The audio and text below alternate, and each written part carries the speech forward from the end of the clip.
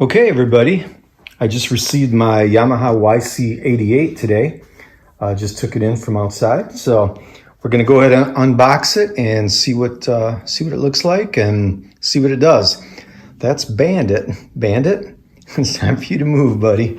Watch out, bud. Come on. All right, come on, Bandit. Anything new, he just has to investigate it. He'll probably be right back up there again. But I do have a handy dandy knife. And we are going to go ahead and cut this strap. Maybe. I didn't say it was sharp, I just said it was handy dandy. Oh, there we go. It is sharp, but that is a little thick. All right. Go ahead and just lightly do this so I don't cut into anything.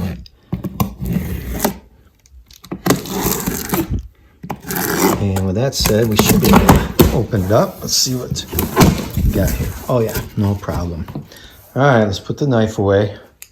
Put the toys away. All right. And we'll go ahead and unbox this.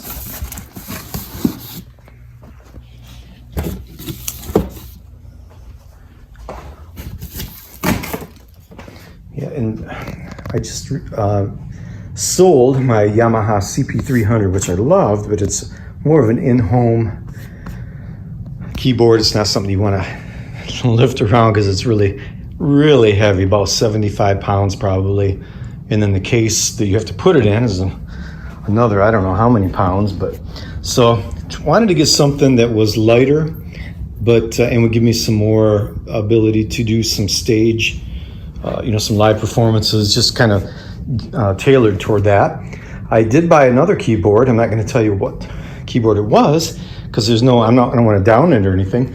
I think it was just personal preference, but I just wasn't happy with the action and the piano sound. I've always purchased Yamahas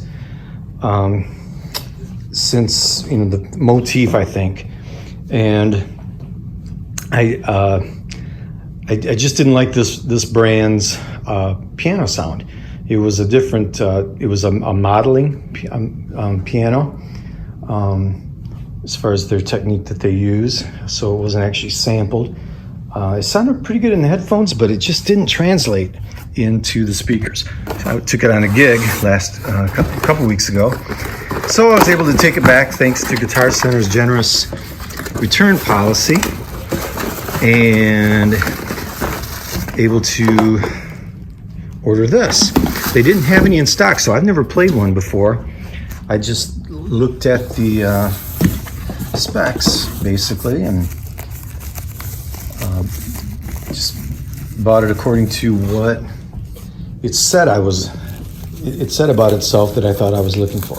So we got the pedal here. I wish I had two hands without having to carry this camera around, but I'm going to be able to do this here. So we're going to pull this pedal out, and this is the FC3A pedal. I believe that is a continuous pedal rather than on-off. So I could be mistaken, but we'll check that out when we get it all plugged in. But let's go ahead and set that off the side for right now. And let's see, is there anything else in this? No, it doesn't look like there is on that part. So let's just set him off to the side. I did notice there was some stuff in the back side here. So let's scroll around. Oh, I see the user's manual. All right. So this is also a user's manual for the YC73, which is a little bit smaller, obviously 73 key instead of 88. So we'll put that off to the side for right now. I know I'm kind of a manual reader, but I like to just get in there and start messing with stuff, and then when I start getting confused, then I get out the manual. All right, so then this is the power cord. I like that it has a full-size 3-prong standard power cable. Sorry about all the turning of the camera here, but it's got, you know, the large, let me see if I can focus in on that a little bit better. There we go. So there, I just got to turn it toward the light. So it's got the larger plug, very heavy cord. Looks like it's pretty long too, which I like. Don't want to always be, yeah, it's probably about, I'm gonna say, well, it's definitely a lot over my head. It's farther than I can reach. So I'm gonna guess it's almost an 8-foot cable because, oops, get back in focus there. Because I should be able to reach well over 7 foot. So let's see, was there anything else? No, that's it so far. So let's go ahead and let's take these ends off. Okay, we're back. I've just taken it out of the box. I just set it up on the stand here so we can take a look at it. One thing I noticed right away is that it's really solid feeling. I like that. It is plastic on the end here, but this overlap appears to be metal. That from that section there, the back end is metal as well. So it looks like just like the end caps are plastic. And while we're on this side, let's just kind of take a look at the back side of the board. We've got our plug here, so we can go ahead and plug that in. And you notice it moved when I tried to plug it in. That's because it's fairly light, which I like. That's what I'm looking for. The other keyboard was just too heavy. So I'm gonna hold this for a second. Make sure I'm pushed in all the way. There we go. So I'm seeing the on-off switch there, the plug-in, and then there's a little mount, it looks like, there and there. And if you look at the top, you'll see that it's actually a hole. So I'm assuming that there's probably a stand, music stand, that you can order as an accessory for this that actually fits this keyboard. That's what I would think. And then we've got USB interfaces here. This says to device and to host. So to host I'm assuming would be to your computer, so that you can link in with your sound card and MIDI and such. To device, I'm not sure exactly what that means yet, but we'll get into it. Probably would mean just a flash drive is what I'm thinking. Probably to back stuff up on and to, you know, do your updates and such. All right, so we're moving around to the right-hand side. We've got standard old school MIDI in and out. And then we've got foot switch. We've got sustain and assignable. And also there are 2 more foot controller jacks there. And then there's an input section. It says left mono, and then to the left of that is the right input. So you got left and right, or left mono. And then there's an adjustable gain setting I'm seeing here. So whatever source that you're inputting into the keyboard, you can get set the gain to the appropriate levels. And then this is a great plus too for me is, and the CP300 had this as well, but it's got XLR outputs. And then it has also 1/4-inch outputs, and I'm assuming those are probably unbalanced, being that you already got your balanced here. So we'd be safe to assume that, and then a headphone jack. Like I said, it's solid. Now let's go ahead and take a look at the keyboard. We've got, starting at the left here, must be your pitch bend there because it defaults back to the center position. So there would be your pitch bend, and this is your modulation. Very different. I've never seen one like this before. Maybe I've just kind of been out of it for a while, but I'm used to the wheels, but this is fine. I mean, it's all right there. It's easy to, easy to navigate to, and so we'll have to try them out and see what they feel like. But a little bit different design there. We got the master volume. Then you've got a rotary speaker. It looks like there's two lights there, so maybe there's two different settings for your rotary speaker that you can toggle back and forth to. Oh no, there's slow and fast there. So I'm not sure what those lights are. That's another manual thing we'll have to get into. But definitely has your slow and fast button there to toggle between your slow speed and your fast speed for your organ. I know they designed this, and they call it in its name the Yamaha YC88 organ is in the name.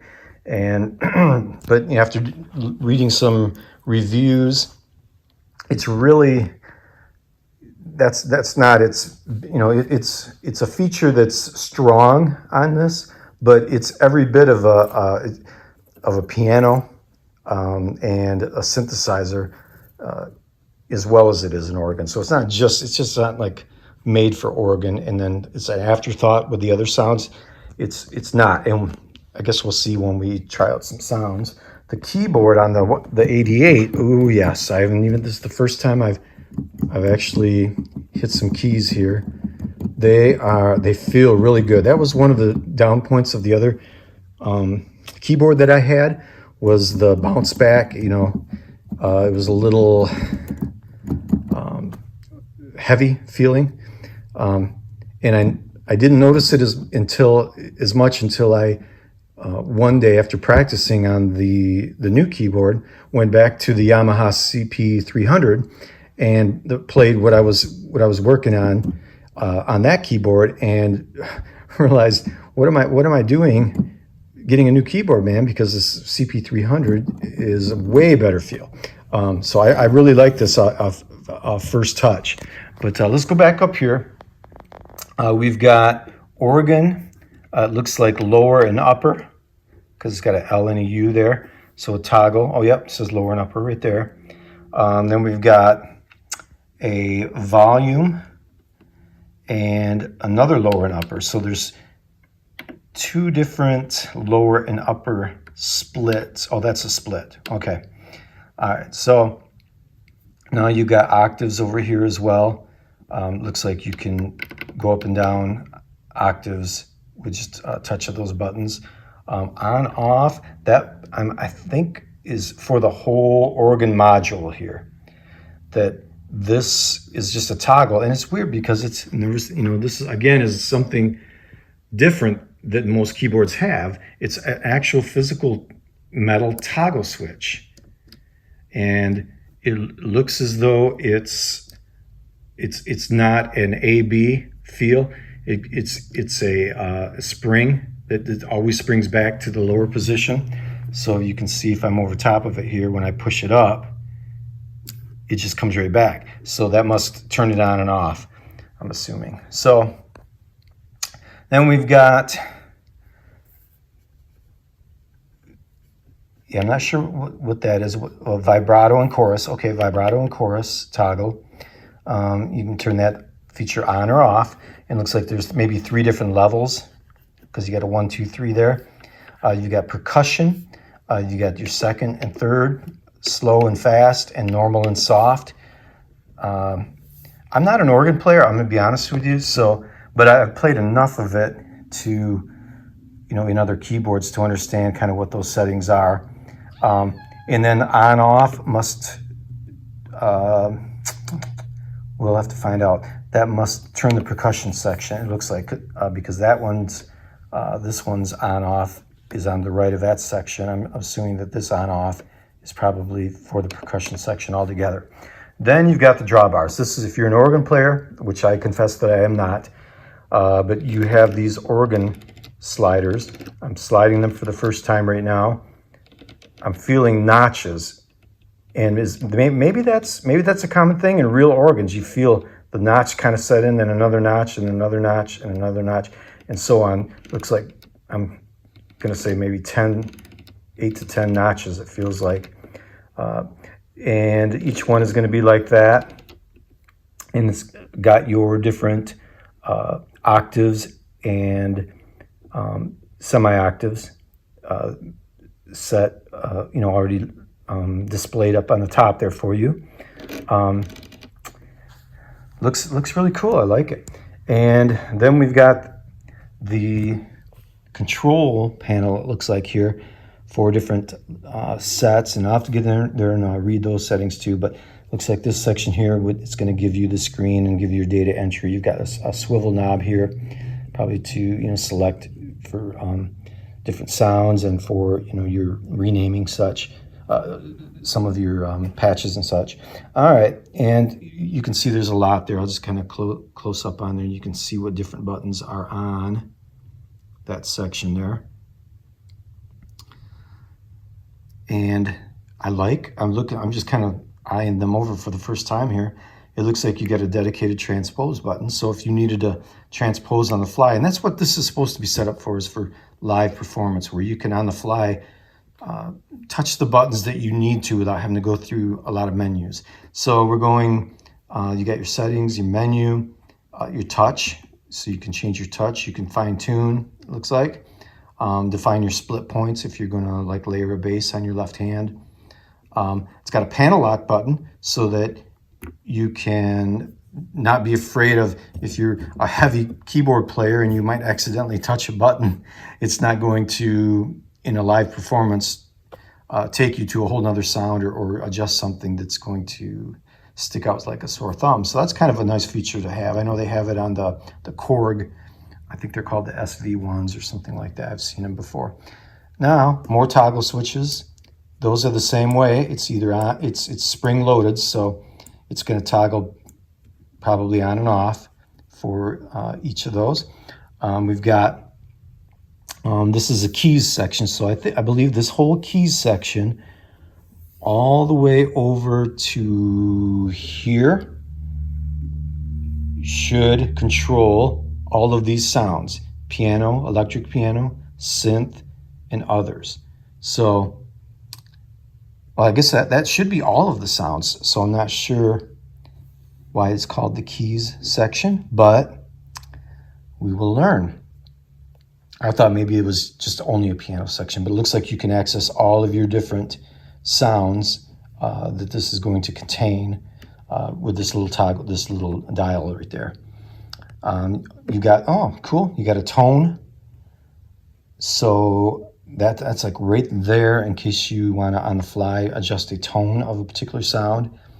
It's got the volume level, probably of whatever sound you're toggling at the time here. You can, because when you start layering, you can probably layer all 4 of these together if you needed to, and it would allow you to blend the volume of one versus the other and such. Okay, so we'll find out what that red thing does.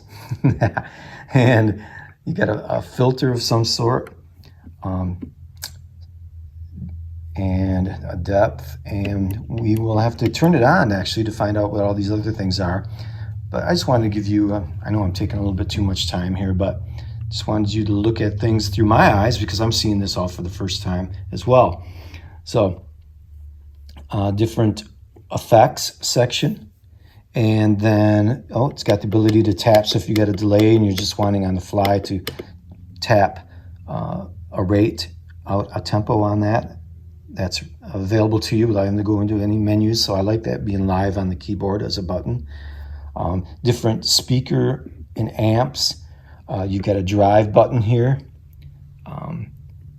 for your amplifier, a tone, and different scenarios here: lead, crunch, double, and a case. So we'll get into that. I'll have to figure that out when I start playing it. Different reverbs. So reverbs is separate from those particular effects. Separate reverb effect there. Then you've got, man, I hate that this is going in and out of focus. I'm sorry about that. And then a master equalizer. So that's nice because you have something that you can use overall. So like, let's say you're playing in a system and for whatever reason it's not bright enough as what you're usually used to, and all your sounds are going to be, balanced between themselves. So you like, oh, that sounds terrible, man, or so you're using somebody else's amp or something like that, and it's just not what you're used to. Well, you can get in there and right on the keyboard itself, you can change the master equalization. Looks like you have a sweepable mid here, and on off toggle. So and then this over here is just some instructions. This probably peels off, I'd imagine. So that's the first look of the Yamaha YC88.